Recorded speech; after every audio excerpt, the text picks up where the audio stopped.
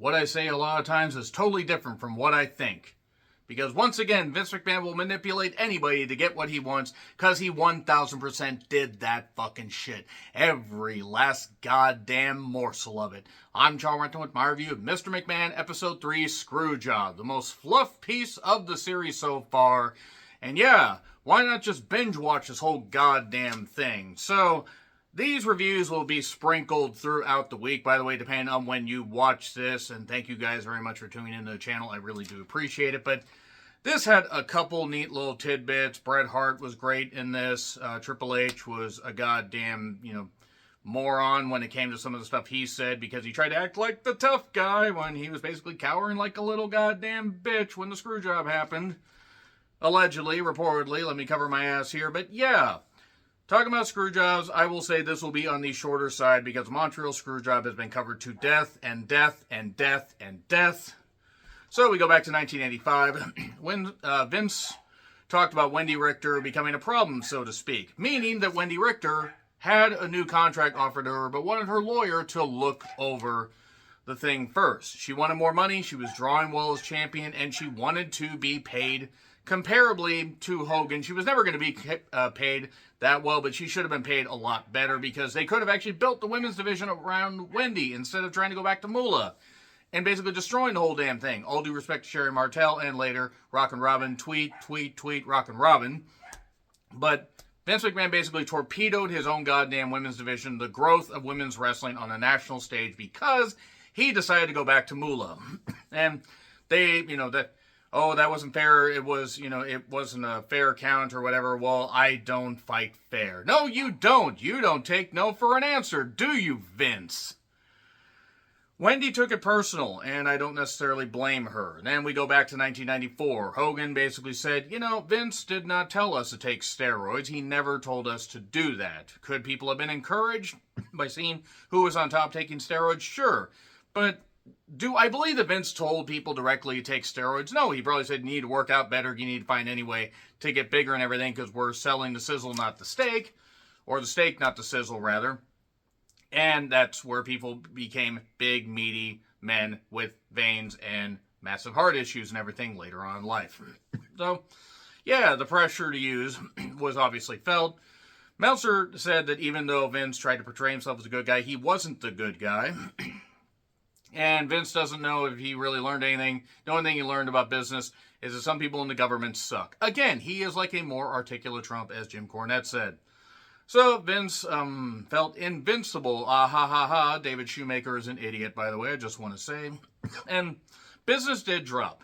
Vince mentioned the executives left, like Lord Alfred Hayes. He left. I mean, even though he'd been with the company for a while, Lord Alfred Hayes has plenty of stories out about him as well. Google it, kids. J.J. Dillon left. He had every right to. Executives got their salary cut, or the salaries cut. Apparently, he lost $6 million out of his ass in the fiscal year. I believe 1995 is when they lost it. And he cut the salaries of the executives, but not of the other business side and everything. So everybody else, like that he brought in from outside of wrestling, their salaries were fine. And Vince didn't. Yeah, you have to sometimes cut costs. He could have cut some people from Titan Tower, and I think he actually would have been okay and probably would have been able to keep the wrestling people that had been loyal to him, that had come from other companies, that had basically sacrificed their goddamn lives. He could have done right by them, but he didn't want to do that because he was going to protect himself. He's not the only promoter to do that, but certainly not the best way to show any morals. Not that Vince McMahon has really shown that he has any morals if you see any of the stuff from the Janelle Grant and other hush money stuff that has come out. So, Raw did start in 1993. We didn't really get that mentioned, how it was landmark television. Actually, some of the Raws in early 93 to mid-93 were pretty cool, and then it settled into a groove, and then it went into a pit. So, they needed a new guy. Why not Lex Luger? Well, Lex couldn't be the guy because he didn't connect with the fans. And he didn't. I mean, I was 12 years old when they tried to make Lex the new Hulk Hogan. It didn't fucking work. If they had put the title on him at SummerSlam 93, it probably wouldn't have ended up working, but at least it would have justified the fact they built this up. And no, Vince wanted to milk it. He wanted to milk the total package. Gross. But Lex didn't connect, so why not go with Bret? You know, the guy that got screwed over at WrestleMania 9 when Hogan came back and basically cut the legs off of the goddamn company at the fucking thighs, practically at the goddamn pelvis, cutting the dick off to where they bled out almost completely until they got a tourniquet. And I'm not talking about the goddamn Marilyn Manson song. Then Shawn Michaels talks about the fact that it was him, Taker, and Bret that were people that he could rely on. Thankfully, Shawn Michaels, now running NXT, has one eye on the present and one eye on the future at the same time without turning his head. So, Vince talked about how Bret had enough charisma, but not necessarily like, you know, as much as others, but it was touch and go for a bit. Bret had plenty of charisma. Hogan was more charisma than work. Bret was more work than charisma, but to say that Bret didn't have that much charisma is selling him short. So Turner got all the talent and everything. Vince was put upon. Going to talk about this in a little bit. Savage and Slim Jim deal helped WCW. I think it came $750,000 a year and paid for a majority of Randy's contract for a few years. So suddenly, what do we got to do to compete with WWE? Boom, Monday Nitro, all this stuff. This stuff has been talked about in Who Killed WCW and numerous other documentaries and stuff like that, so there's no need to litigate all this goddamn stuff. I thought of taking this in episode 4 and Human Centipede them together, but then I thought doing episodic reviews is probably the best way to talk about it. Mall of America, the debut episode of Nitro. Luger, working without a contract, had a handshake, got an offer from Bischoff, and basically left like a queef in the night, I believe is how the term goes, and debuted on Nitro. He was just touring with WWF at the time on the house show circuit, and I believe he made a run-in at WrestleMania, or not WrestleMania, SummerSlam 95 just a bit before, but, you know, September 4th, 1995, he shows up on Nitro. It was a big deal. 100 to 150K a year with the opportunity to earn more. Because Bischoff didn't really care for Lex, and look, even though Bischoff has questionable morals himself, I don't blame him for not really caring that much for Lex, because Lex didn't treat people all that well. Now, he does, because he can't kick his feet up any goddamn more. That's just too damn bad for what he did. He led to the death of Elizabeth. I'm not saying that he was directly responsible, but he was responsible enough, even though she was an adult. He led her down a dark path, too. So, gave away the results of Raw. Vince got upset because of all the talent that were being taken. He did the same damn thing to the territories. Talk about that here in a second. Billionaire Ted skits. Ted laughed at him. We actually got to see footage of that. That was kind of funny. Kay Koplovitz, I believe is how it's said. She was head of a USA Network at the time. Maybe still is. I don't know. She looks older than fucking dirt. She looks like when she was young, Prohibition hadn't even happened yet.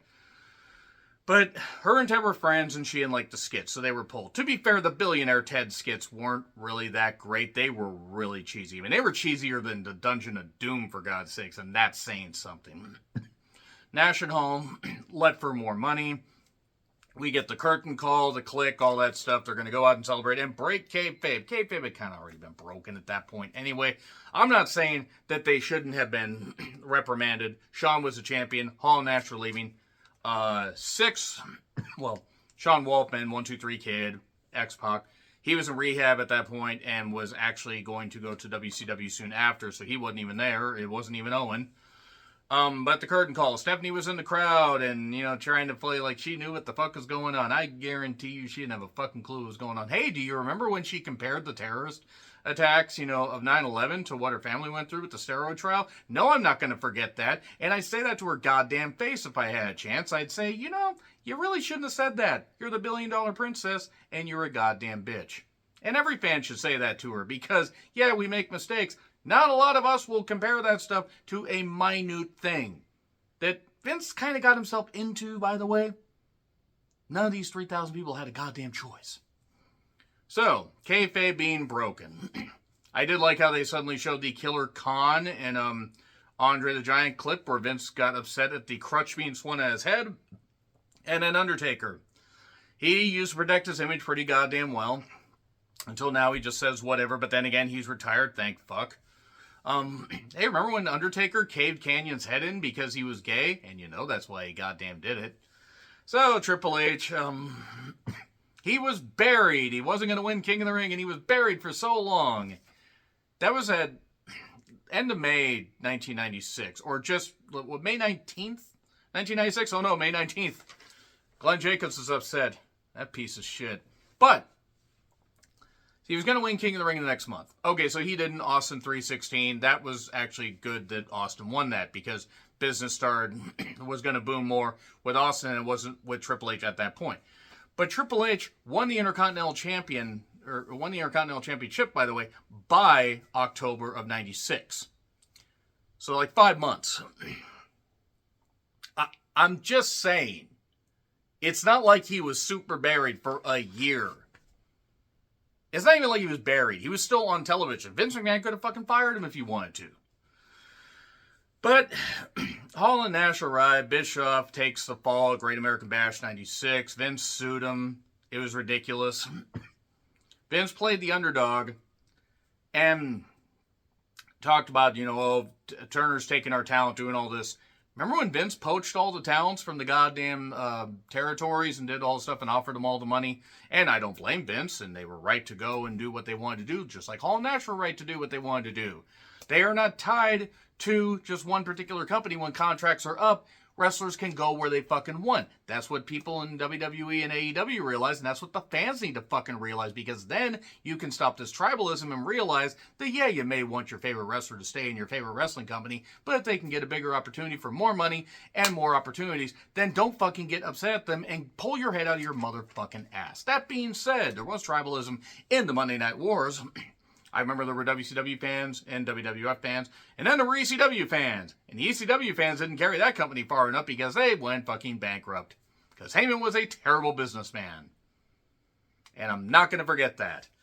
So, and I imagine episode 4, now I will know by the time that this goes up, they will have talked about ECW being so revolutionary.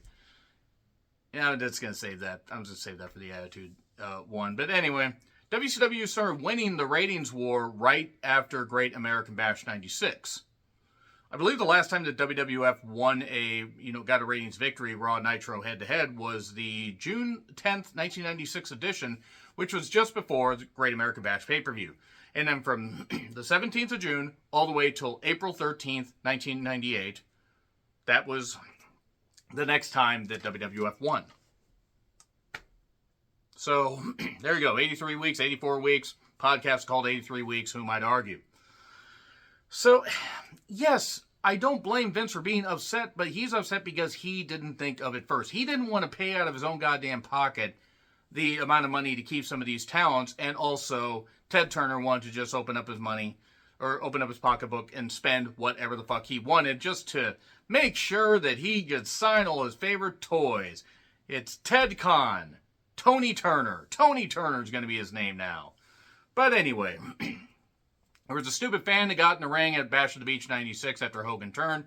Hogan cut the promo of his life. That fan deserved to be goddamn stomped into a freaking coma. I just want to say that right there. And if that person is still alive, fuck you. I hope you suffered brain damage doing that. So anyway, the NWO footage and so on. And yeah, they were over. It was a big deal. I vividly remember watching this shit. It was a big goddamn deal to see the amount of people packing the arenas, the amount of people wearing NWO shirts. That happened to my school. My school, I think, had a student body of ranging from 9th to 12th grade of about 1,500, maybe 1,600. And there was a swath of wrestling fans. Not everybody was a wrestling fan, but a vast majority. And there were someone like, what the fuck is this? And NWO, I think New World Order, if you look at it, almost looks like we're trying to recreate the next Reich. But no, it's a stable. It's a wrestling stable. Nobody would twist that around at all. Booker T weighs in that it was nice to be kicking their ass and succeeding and everything. Bischoff, being the heel authority figure well before Vince ever thought of it. He was the heel authority figure a year? I think he became that in November? Late October, early November? But Vince forgot Eric had auditioned for a job. And to be fair, at the time, that was 1990. AWA was shutting down. Bischoff would get a job in WCW soon after. He made a deal with Brett. Again, I'm going to skip over quite a bit of this Screwjob stuff. 20-year, $10.5 million deal over the 20 years. He's going to be an ambassador once he retires. But hey, there's this clause. You can go negotiate with Turner. That was like a year later. Oh, drop the belt to Shawn. I don't want to drop the belt to Shawn. Shawn was a dick, mentioned Sunny Days. Shawn admits he was a dick. He was also pilled up like crazy. Triple H playing, I didn't want to see Vince get punched out. Yeah, Brett could have punched you out and knocked your goddamn schnoz in the back of your skull. Would have probably impacted the fucking foundation of the goddamn arena you were in. Vince showed no remorse. Vince, got punched out by Brett, and Brett even got emotional talking about how Owen was trying to calm him down. You have the respect of everybody in the locker room. You could tell Owen still meant a lot to him, still means a lot to him to this day. And probably the best thing I ever did, and he deserved it. And then heel Vince is born. Again, I said I was going to skip over a lot of stuff about the Screwjob because that's pretty much where we're at. So yeah, a bit on the shorter side compared to episode 1, episode 2. Attitude 1 might be the same thing, but we will see. So I hope you guys have been enjoying these reviews. Have you guys been enjoying the series? Let me know in the comments. Like, share, subscribe, Twitter handle in the description. I'm John Riplin. I'll see you soon.